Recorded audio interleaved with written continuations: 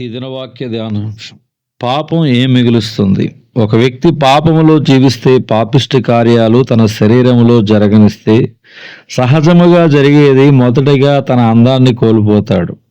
Drugs లేదా త్రాగుడు లేదా శరీర సంబంధ కార్యాలకు అలవాటు పడిన వారు ఎక్కడ పడితే అక్కడ తిరుగుతూ సమయం అంటూ లేకుండా తింటూ త్రాగుతూ ఉంటారు.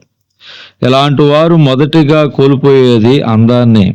ఒక్కొక్కసారి మనం కొంతమంది వ్యక్తులను చూసి, ఈ వ్యక్తి ఒకప్పుడు చాలా చక్కగా ఉండేవాడు, ఇప్పుడేమిటి ఈ విధంగా బక్కచిక్కిపోయాడు, ఎంతో ఆరోగ్యంగా ఉండేవాడు, ఈ విధంగా పాడైపోవడం ఏమిటి అని అనేక సందర్భాల్లో ఆశ్చర్యపడుతూ ఉంటాం. అప్పుడు ప్రక్కవాళ్ళు చెబుతారు, అవును, ఒకప్పుడు ఎంతో చక్కగా ఆరోగ్యంగా ఉండేవాడు, కానీ త్రాగుడుకు లేదా డ్రగ్స్కు బానిసై ఆరోగ్యాన్ని అందాన్ని కోల్పోయాడు అని చెబుతూ ఉంటారు. ఒక భార్యాభర్త ప్రార్థనా సహాయం నిమిత్తం దైవజన్ దగ్గరికి వచ్చారు. భార్య తన భర్త గురించి చెబుతూ, అయ్యా, నా భర్త బహు భయంకరంగా త్రాగేవాడు, గుట్కాలు తినేవాడు, ఇప్పుడు నోటి క్యాన్సర్ వచ్చింది, నోరంతా పుచ్చిపోయింది, ఒక మెతుకు కూడా తన నోట్లోకి వెళ్ళడం లేదు, మెడ దగ్గర ఒక పైపు పెట్టి అందులో నుంచి ఆహారాన్ని పంపిస్తూ ఉన్నారు. పాపము చేసినప్పుడు పాపం ఆ వ్యక్తికి మిగిల్చేది అనారోగ్యం.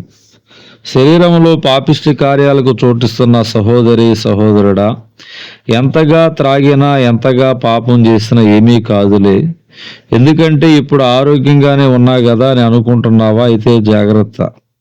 నీవు జరిగిస్తున్న నీ పాపిష్టి క్రియలు నీ శరీరాన్ని పాడు చేయడం ఎప్పుడో మొదలుపెట్టాయి.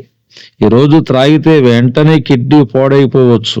ఈరోజు వ్యభిచారం చేస్తే రేపే ఎయిడ్స్ రాకపోవచ్చు, కానీ ఈరోజు చేసిన పాపం కాలక్రమేణా ఒకరోజు బయటపడుతుంది. దానికి తగిన మూల్యం చెల్లించవలసి వస్తుంది. పాపము పరిపక్వమే మరణమును కనును అని దేవుని వాక్యం సెలవిస్తుంది. యాకోబు పత్రిక 1వ అధ్యాయం 15వ వచనం. ఏ పాపిష్టి కార్యానికైతే నీ శరీర భాగాన్ని ఉపయోగిస్తున్నావో ఆ శరీర భాగం రాబోయే రోజుల్లో అనారోగ్యం పాలవుతుందని సత్యం మరవద్దు. అప్పుడు ఏడ్చి ప్రలాపించడం కంటే ఈ రోజే తప్పును గ్రహించి దేవుని యొద్ద క్షమాపణ వేడుకొని జీవితాన్ని సరిచేసుకుంటే మంచిది. మీరు దేవుని ఆలయమై ఉన్నారనియు దేవుని ఆత్మ మీలో నివసించుచున్నాడని మీరు ఎరగరా?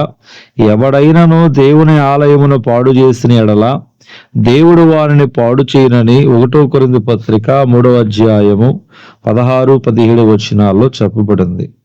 మీ దేహము క్రీస్తునకు అవయవములమై ఉన్నవని మీరు ఎరగరా?